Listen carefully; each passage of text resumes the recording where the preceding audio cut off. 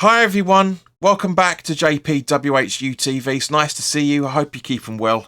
Here are my full-time thoughts of David Moyes' 900th game in the league as manager and Sheffield United's 100th loss in the Premier League, where we're discussing West Ham 2, Sheffield United 0. As always guys, this video is sponsored by the channel sponsor 3retro.com.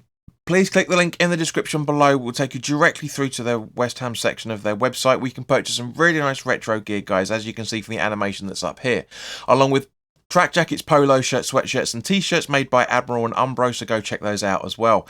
Any purchases you make through the link in the description below, the commission that the channel would normally be getting, as I always say, I'll be sending on to the charity Iron Supporting Food Banks.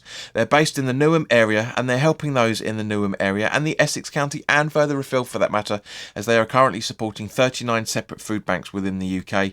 So there's a lot of people out there that need our support, guys. So guys, go grab yourself a very nice retro shirt. You'll be saving yourself a few quid in comparison to the club shop. Or if you go grab yourself a very nice track jacket or polo shirt, you'll be looking pretty tasty as well. And you'll be helping those the less fortunate than you and I. So let's start off by talking about the starting 11 as we always do, guys. Unchanged from Liverpool.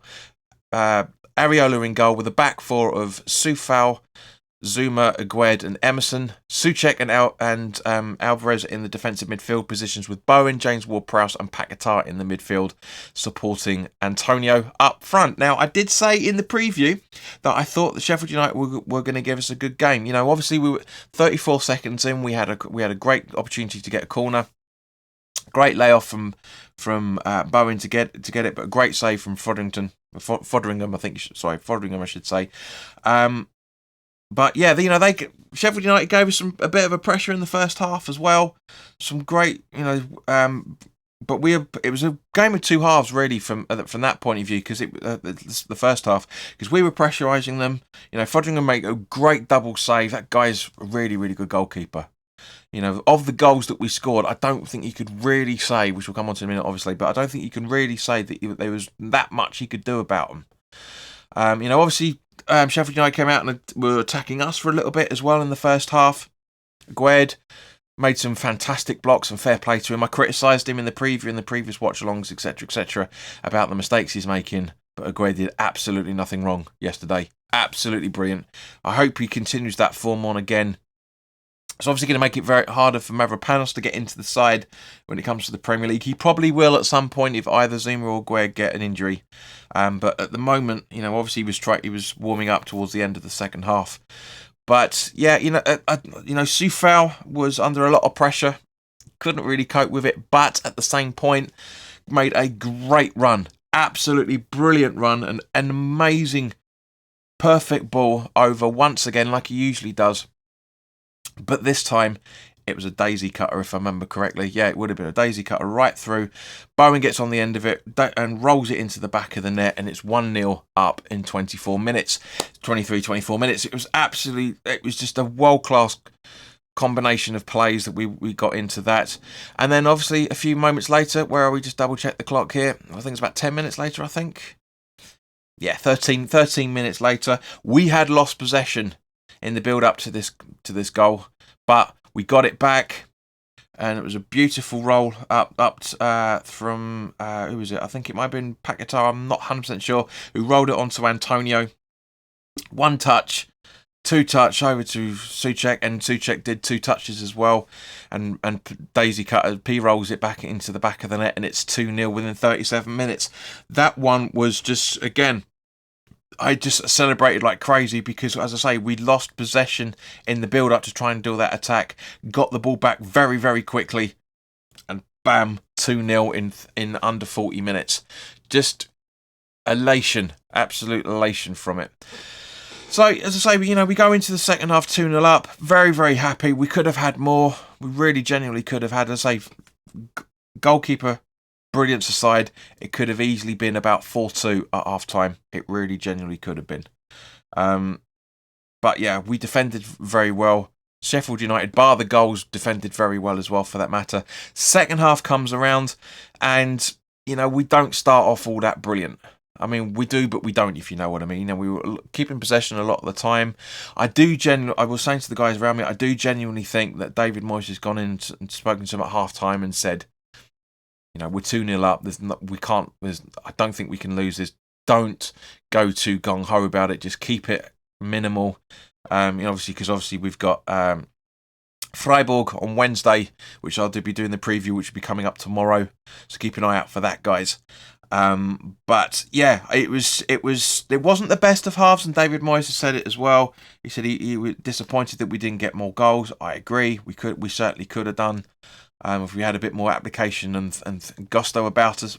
But three assists for Soufal in the games now. 3 goals in 8 appearances from Souček now. Where are we? 5 goals from Jared Bowen in 7 appearances.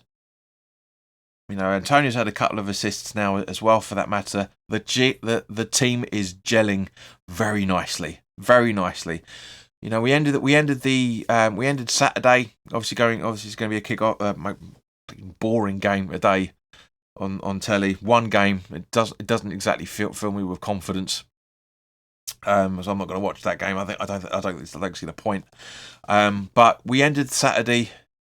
What was it? 7th in the table, 2 points behind Brighton and Aston Villa, and what was it? An extra couple of points behind Spurs. So 13 points on the board, 7th from 7 games. Very, very happy with this. We can play better. We said this before many times. The squad is gelling very, very nicely. I mean, when Kudus came on for Antonio on the 72nd minute, with Alvarez being booked, so Benrahma came on again, leaving Souček to be the only defensive midfielder. That gamble worked. It didn't work against Man City, but it works against Sheffield United. So it can work, but you have Souček because obviously Souček was played a lot further forward throughout the game until Benrahma came on for Alvarez. But even so, but we can't do this. Especially you can't do this against Newcastle. I don't think those tactics are going to work. We'll have to wait and see. So Mavropanos came on for Paquetá and Fornals came on to Bowen with halfway through the 6 minutes of added time at the second half. Kudus did really well. I thought there's a couple of opportunities he could have had, but he didn't seem to want to take them. So he's still learning from that point of view. Fornals, I don't remember him being involved in much. And also, for that matter, Benrahma is he needs to up his game. Personally, I would have brought on Cornet for Benrahma, but it is what it is. But guys, thank you very, very much for your time. Put your comments in the comment section below. Let me know what your thoughts are on this. If you're enjoying the content, please do like, share and subscribe. Make sure that we get back to 2,410, because a few people have left over the last week or so. It is generally a few people, but for me it hurts because I put a lot of time and effort into this, and I know you guys are enjoying it, and I want more people to get involved. So please do share this content with anybody that you feel may want to enjoy it, or even if you don't think they will. You never know. Some people may. So please do share it. So please do hit the subscribe button. The Freiburg game preview will be going tomorrow.